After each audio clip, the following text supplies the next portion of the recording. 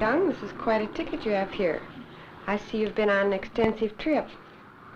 Africa, Europe, and even Israel. Yes, it's a trip I'll never forget. We visited many wonderful places, none more interesting than Israel. Thank you, Mr. Young. Israel, that is interesting. We're hearing a great deal about that new country these days. By the way, my name is Muntz. Muntz. J. Palmer Muntz. That's right. How'd you know? Winona Lake Bible Conference, of course. I can readily understand your interest in Israel. Don't you have an annual conference on prophecy and the Jew? We surely do.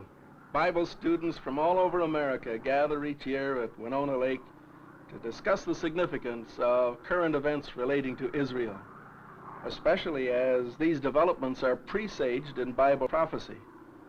But frankly, our primary desire is to reach Jews all over the world with the truth that Jesus of Nazareth is their promised Messiah.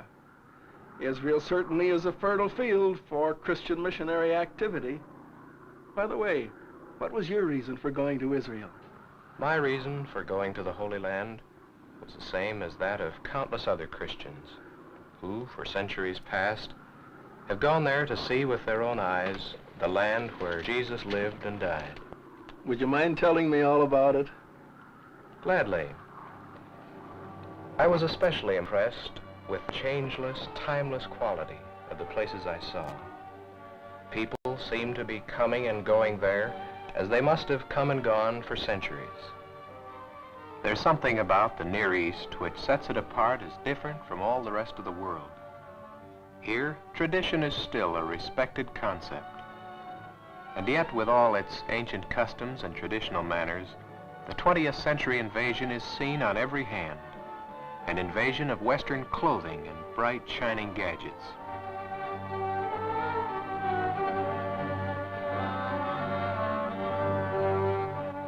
Ancient streets, which have for centuries known only Eastern ways, are now looking out on a strange new world. A world of begrudging acceptance of concepts both new and foreign. One cannot help but sense an indifference here to the modern tempo of Western life. A leisurely, casual pattern of activity is seen on every hand. An unhurried pace. A prosaic outlook bordering on fatalism. The Arab of Jerusalem, although now a city dweller, is essentially a son of the desert. A nomad. Since the dawn of history, this troubled land has been a highway for rampaging armies. Egyptians sweeping to the north, the Medes and the Persians from the east, Greeks and Romans from the west, Napoleon, General Allenby. Since it was strategically located on the main overland route from the north to the south, most of these military leaders considered Palestine not so much as a prize in itself, but rather as a means to an end. Scars of this history are seen everywhere, as evidenced in the ancient ruins of battles long past, in the retarded state of economic development, but most of all, as seen in the lines of care and worry etched on the faces of its people. War has passed this way many times. None more devastating than the Arab-Israel War, leveling peaceful homes and churches, erecting grotesque monuments in their places. Massive walls can be crushed by modern bombardment, but barriers of racial prejudice erected in the hearts of men constitute an insurmountable Maginot Line of hatred. The Wailing Wall is now deserted. What was once the scene of praying Jews is now a lonely, dead-end street where only the steps of an Arab soldier on guard to keep the Jews away can be heard. For centuries, Jews came from every land to write their prayers on bits of parchment, to beat their heads against these massive limestone courses, to grieve their hearts in agony because of their dispersion. Many are the Jews who have wailed here anticipating the Messiah's coming, praying for that day when the chosen one of Israel, David's son, would redeem the nation. Jerusalem. Never to be forgotten is the thrill of passing through Bethany and over the shoulder of the Mount of Olives. There it is, spread out before you. One of the oldest cities in the world, and to the student of Bible lands, easily the most important.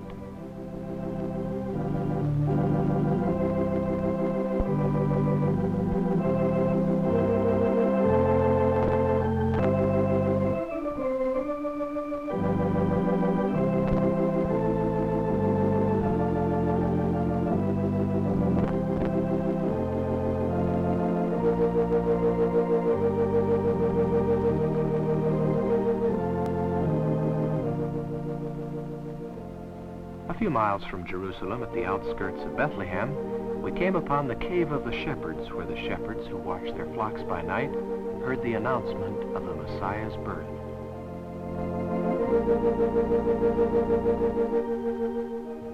The Church of the Nativity is enshrined in our minds as the site of the Savior's birth. At the tiny entrance to the church, we thought of the words of Jesus.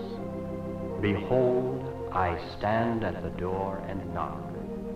If any man hear my voice and will open the door, I will come in unto him, and will sup with him, and he with me.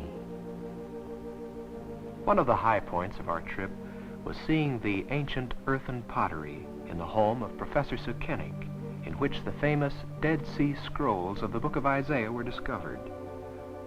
These seldom photographed manuscripts, which were recently discovered, are the oldest Hebrew manuscripts of the Old Testament extant, reputed to have been in existence several hundred years before the time of Christ.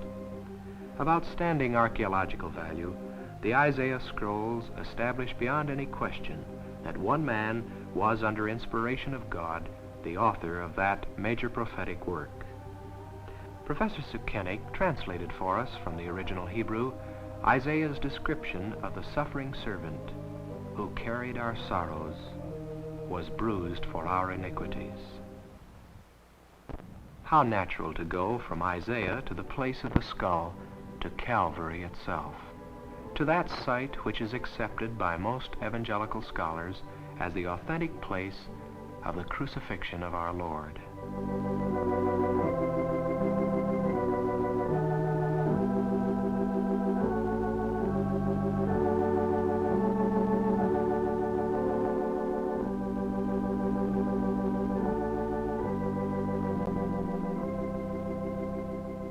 As you walk down the side of Calvary, at the bottom of the hill, you come to the Garden Tomb.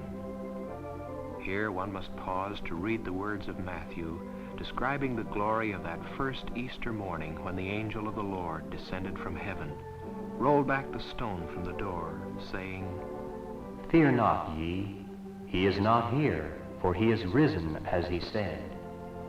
Come, see the place where the Lord lay, and go quickly and tell his disciples that he is risen from the dead.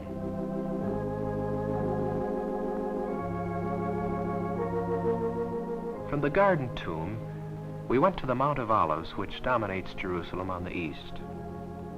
It thrilled us to stand there and read these words from the Acts. Ye men of Galilee, why stand ye gazing up into heaven? This same Jesus, which is taken up from you into heaven, shall so come in like manner as ye have seen him go into heaven. Shall so come in like manner. These words, like the tolling of a bell, keep ringing in my ears. Since returning from the Holy Land, I've been unable to forget them. I sincerely believe they are the most important words in the world. Speaking of the second coming of Christ, you might be interested in an article I've just been reading in Christian Life magazine, in which the editors have reiterated the idea that perhaps we have only a short time left before the end of this age.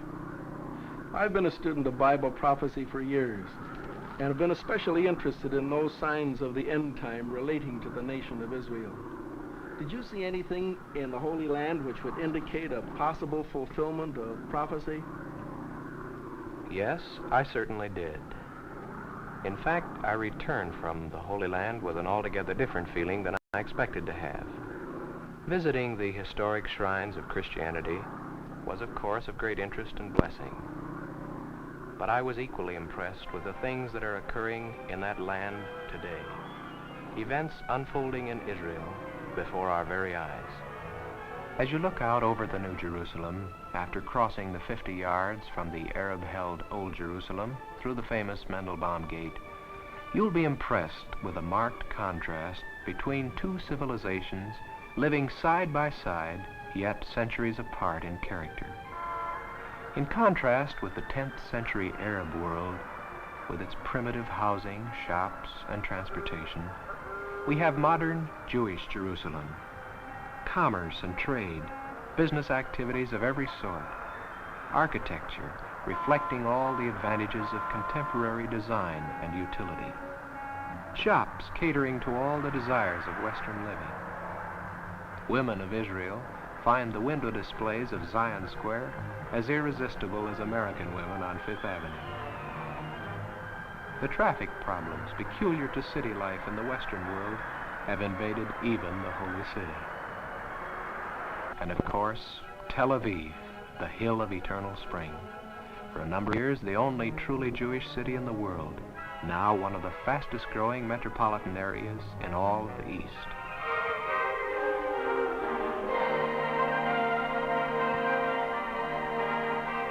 In the great cities of Israel, one feels the pulse of a nation awakening to its rebirth.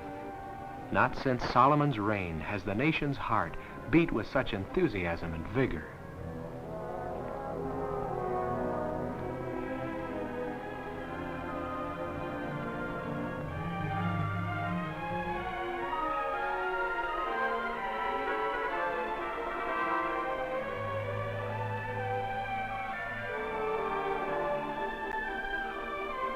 Standing in front of the Knesset building, which houses the national legislature, I realized that for the first time in over 2,000 years, Israel is a nation again. She has written her own constitution, coins her own currency, and the shield of David proudly hails her freedom. The menorah, the seven-branched candlestick of Solomon's temple, now adorns the legislative house. On every hand, the ancient symbols fit into the modern setting. The sheaf of wheat, suggesting the continuance of Israel's seed. Perhaps you also will think of Isaiah 1:7. For the vineyard of the Lord of hosts is the house of Israel. And again you will see the fig tree being used as a national symbol. Now learn a parable of the fig tree. When his branch is yet tender and putteth forth leaves, ye know that summer is nigh. So likewise ye, when ye shall see all these things, know that it is near, even at the doors.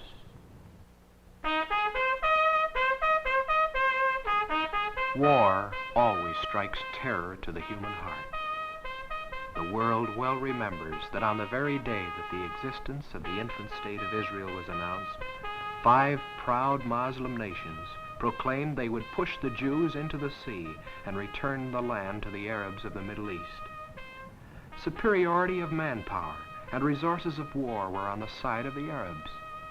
40 million Muslims surrounded a small island of only 650,000 Jews.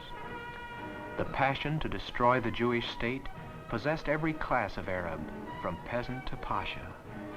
What the world, particularly the Arabs, did not consider was the vigor of these men who make up the Hebrew Haganah. Here are men whose tempers have been forged in the concentration camps of Buchenwald and Dachau.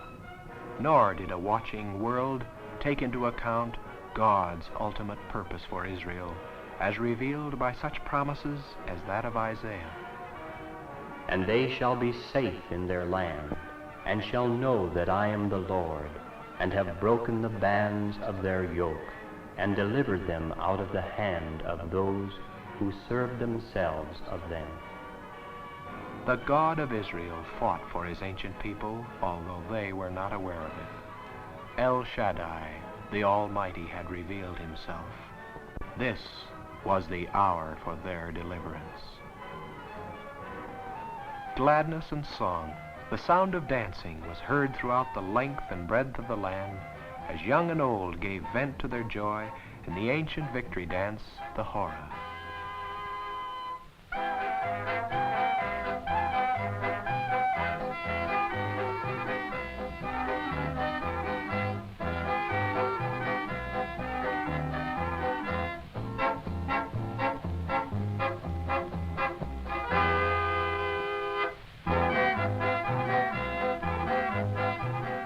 The existence of the new state of Israel owes much to an army of men, women, and children, valiant heroes, the evidence of whose sacrifices are seen in every part of the land. If I forget Jerusalem, let my right hand forget her cunning. Grim relics of trucks, tanks, and other military equipment are left alongside the highways as a perpetual reminder of a courageous people who have won a monumental victory. Over the Knesset building, where the Jewish parliament meets in legislative session, there is a flag, the first Jewish flag in modern history. It was Isaiah who wrote, "He shall set up an ensign for the nations." Here is a democracy with its own president now. One day it will have a divine king. Within the political and religious framework of the new state of Israel, there are many devoutly Orthodox Jews, keenly conscious of their ancient heritage, dating back over 4,000 years. This Orthodox Jewish segment of the Israeli population controls in many elections the actual balance of power, and is campaigning for a stricter application of the Mosaic Law.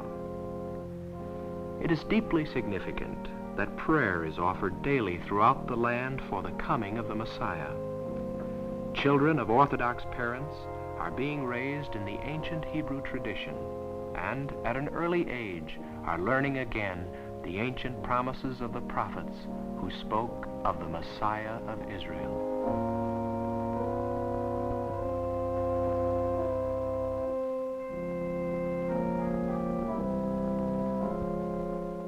One segment of the population, called Zealots, lives in momentary expectation of that Messiah's appearing. Zealot leaders forbid the acceptance even of the temporal authority of the Jewish state. They deny that the government has any right to legal existence until the Messiah comes.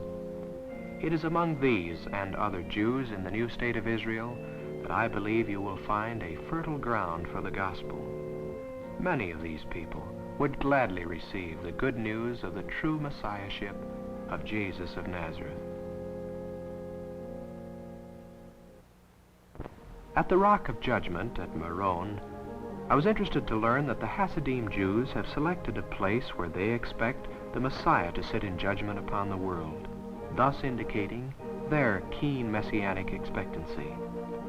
This is located high amid the Galilean hills, adjacent to the ruins of an ancient synagogue where the tablets of the law were once hidden and preserved. In all these gestures of age-long hope, the very land itself seems to cry out, "How long, O Lord? How long?"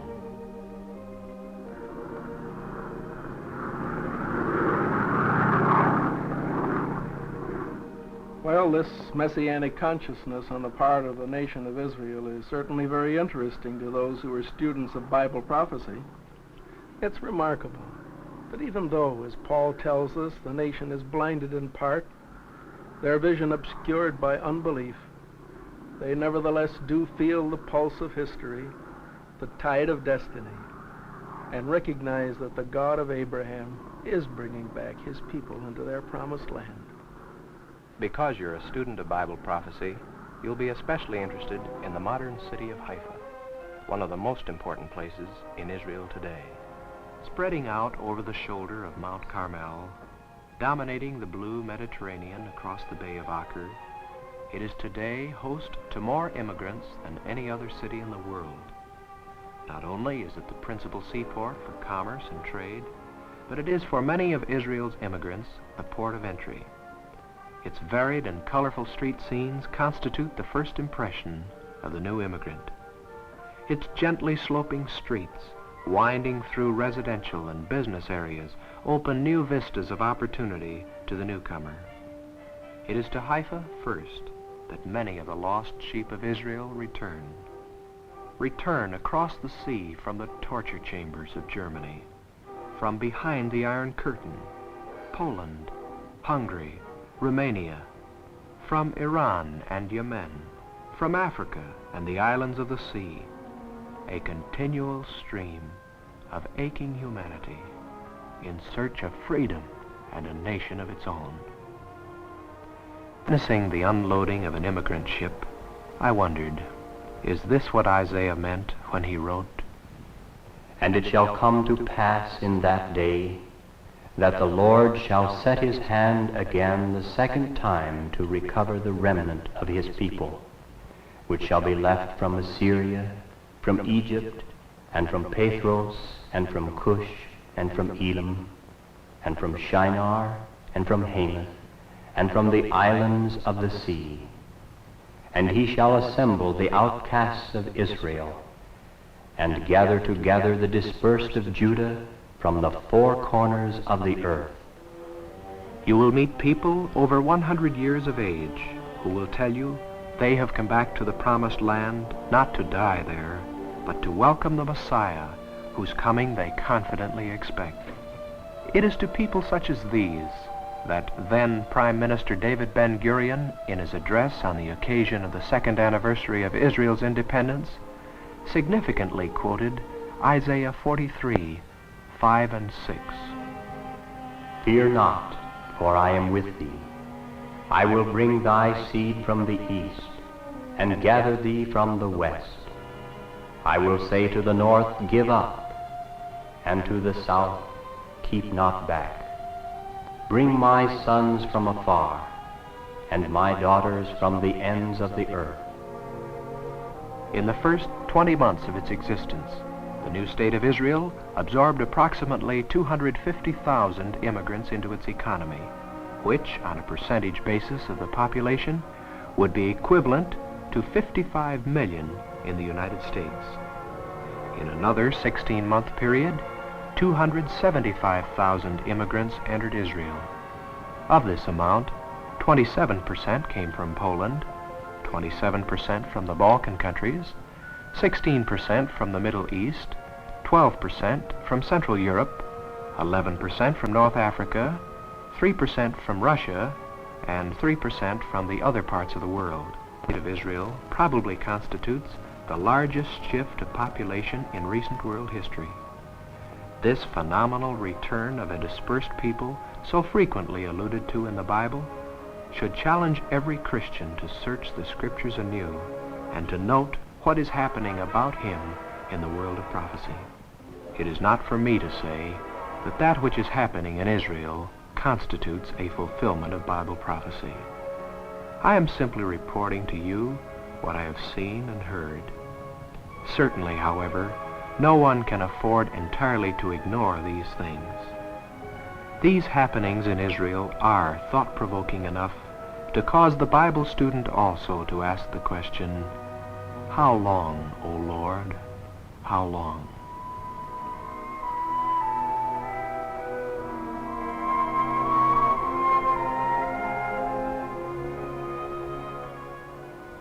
The reception center at Haifa is in every sense of the word a melting pot.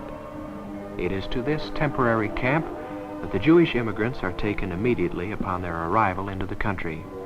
Here they meet new friends from all over the world: Europe, Asia, North Africa, India, the Western Hemisphere, and the islands of the sea. It is at this reception center that one witnesses the miracle of the preservation of Jewish identity.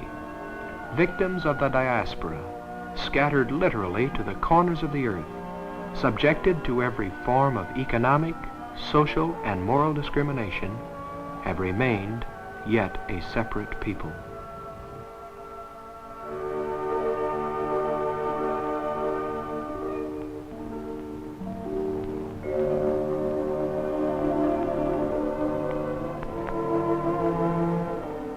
It was prophesied of this long ago. "Behold, a people dwelling alone. They shall not be numbered among the Gentiles." For many of these people, a friendly handshake, is an unbelievable kindness. To all, there is the happy confidence that no ghetto awaits them here, that no police state will victimize their lives.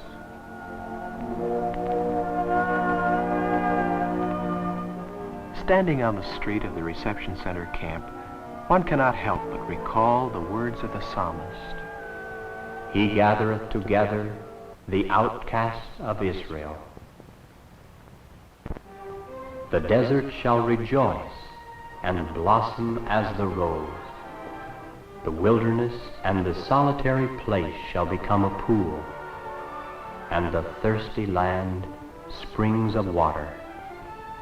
The sterile soil, which has long been regarded as utterly worthless for agricultural purposes, is now the scene of lovely citrus groves and flourishing gardens. Where cactus formerly grew, vegetable gardens now abound. Where thorns and thistles once held sway, the lilies of the valley bloom again. When I asked one of the farmers the secret of all this, he replied, "Work, water, and a love for the land." Of work I saw plenty, back-breaking work, painstaking labor in rock-strewn fields, work with primitive tools, as especially found among the Arab citizens of the infant state who are reluctant to adopt the more modern agricultural methods as employed by the Jewish immigrants. The work is carried on with whatever tools are at hand, but always you find that rare devotion to a sacred task, work. Barren rock is being removed from hillsides. It is this simple ingredient, so despised by much of the world today, human labor, which is literally changing the face of this ancient land. Israelites of every age and both sexes are called upon to do their part in the task of reclaiming the land. Young trees are patiently planted and nursed along in a manner suggestive of the words of Ezekiel. This land that was desolate is become like the Garden of Eden, and the waste and desolate and ruined cities are become fenced and inhabited.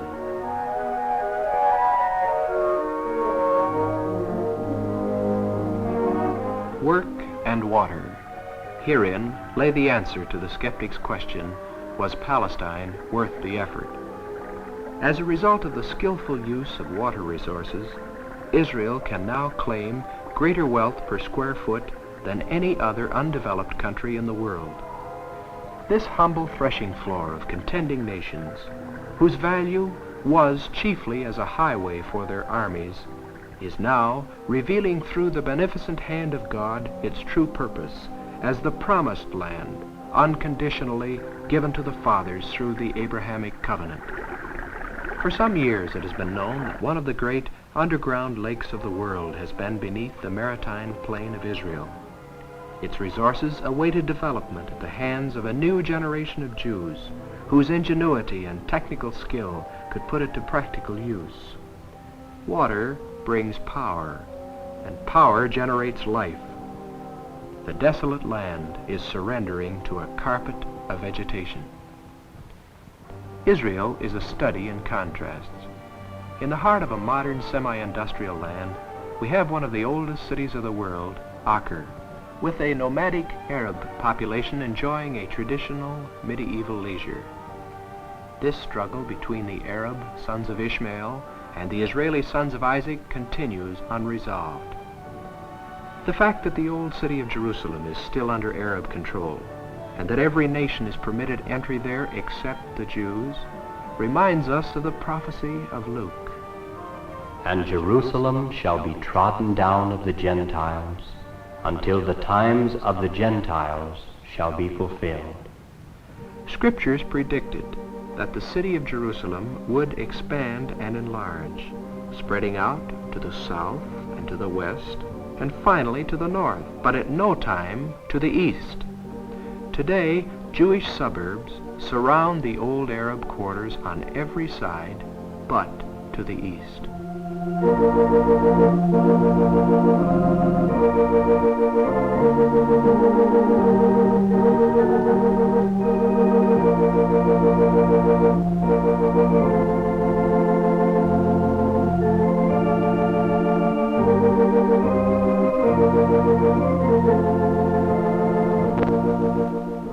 toward the east, a cemetery of Jehoshaphat bears silent testimony to that prophecy. In tradition claims that Jesus passed through the Golden Gate of the Eastern Wall on his way into Jerusalem on Palm Sunday. This gate has been sealed shut for centuries, but it is believed in Jerusalem that on the day that the Messiah returns to judge the nations, the gate will be reopened, and he will pass through it, returning to the city.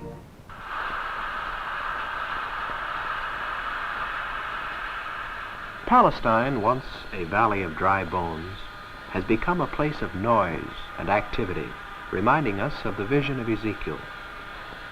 Industry, commerce, and trade have become as sinews and flesh upon the bones of a once apparently dead nation. The flesh of the people coming upon them give the Jewish nation form again. Miniature Pittsburghs are springing up in the heart of industrial Galilee. Electric power, so vital to industry, is once again available to keep factory output at its maximum. Do we not have here everything but the spiritual resurrection spoken of by the prophet? Are we not but awaiting the breath of God to bring to fulfillment Ezekiel's prophecy of the valley of dry bones? In the very shadows of the ruins of ancient villages, modern prefabricated houses are going up. Also, as foretold by the prophet Ezekiel, the waste cities are being built up before our very eyes. Construction work, farming, forestry, and agriculture all support this new expression of life. Though most of the immigrants have recently come from the merchant class and are unaccustomed to manual and agricultural work such as is required to reconstruct the land, they become remarkably adept in a short period of time. Theirs is the satisfaction at the end of each day not only of building their homes, but the reward of building a nation.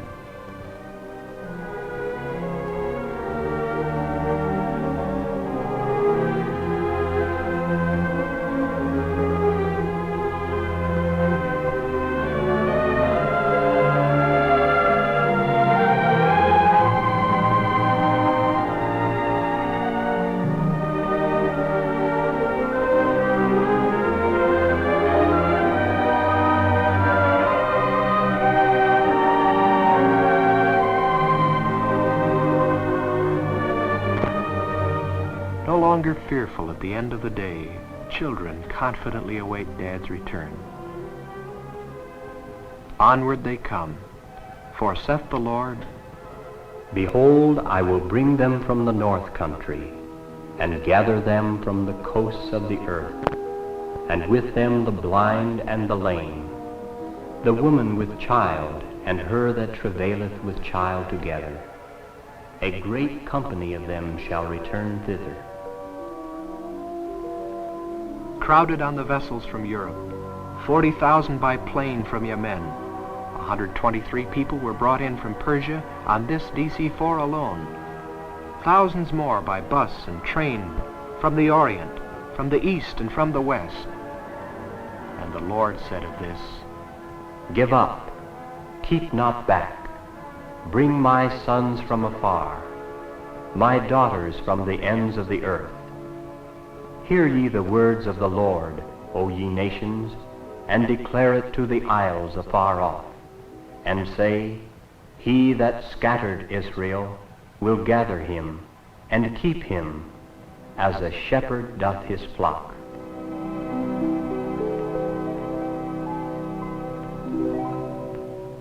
World attention is focused on Israel today.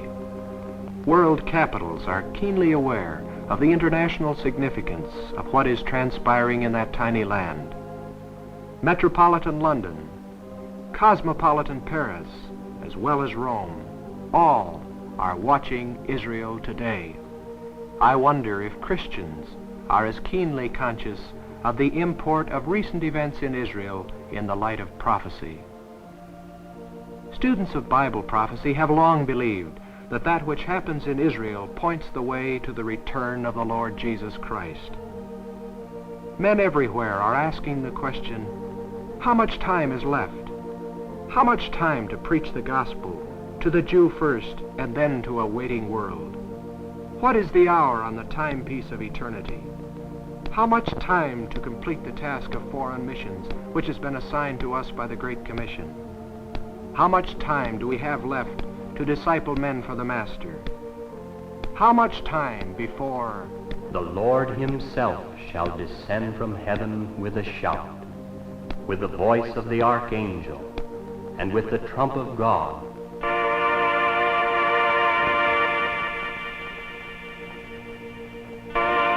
And the dead in Christ shall rise first.